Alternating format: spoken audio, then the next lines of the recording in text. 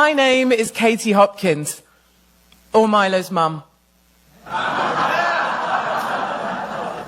am a straight, white, Christian, conservative, and a married mother of 3 under 15.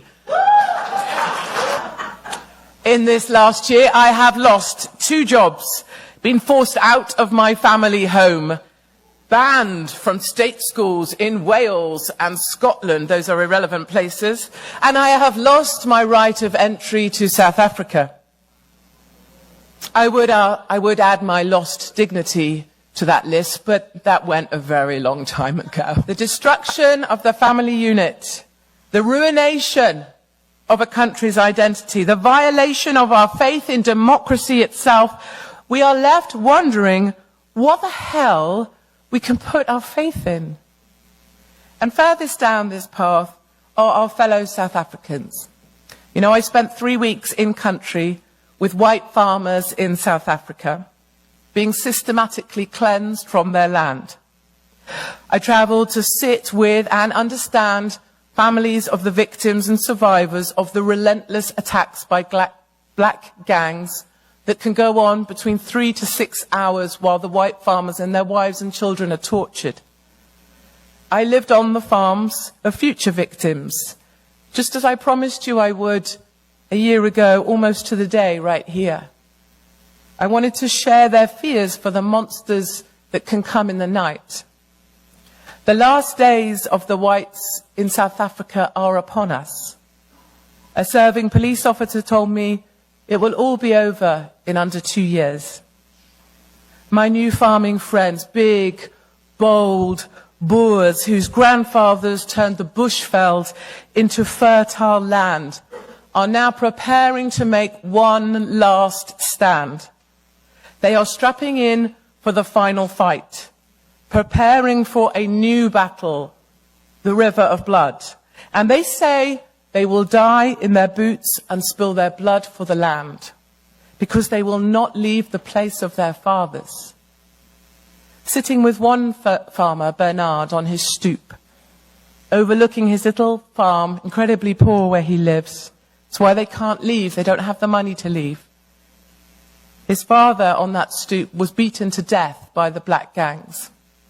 His wife was strung up with fencing wire, and his 11-year-old son was shot at.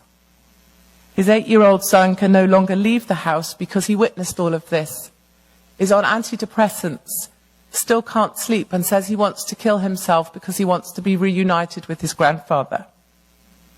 But you know, perversely, it is in the face of this deeply upsetting tragedy of biblical proportions that we too can find comfort and hope. Comfort in their enduring faith, despite the callousness of the land, and hope in their determination to retreat to a defendable space that they can maintain, to fight on for their land. Bernard told me as he looked out over his farm, he still has faith in 2 things, God and the land. And I believe they are a glimpse into our future. Like them, we will build more walls, not to keep people out, but to keep the people we love safe inside. We will pull back, close in with our family in the broadest sense to a space we can defend, defendable space. For Christians in Western Europe, I believe we will move east to Poland and to Hungary, countries where they know what it means to be invaded and to lose everything, and are now proud defenders of our Christian culture. To the AfD, who helped overthrow Merkel just this election in Germany. Woo!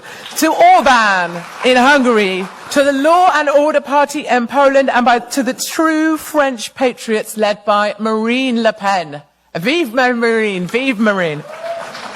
We are united in our fight for freedom and to keep the people we love safe inside. We will fight for our country. I am a nationalist, and I am proud to be one. Our South African brothers and sisters are leading the way, readying themselves to make one last stand. Together, we can do this.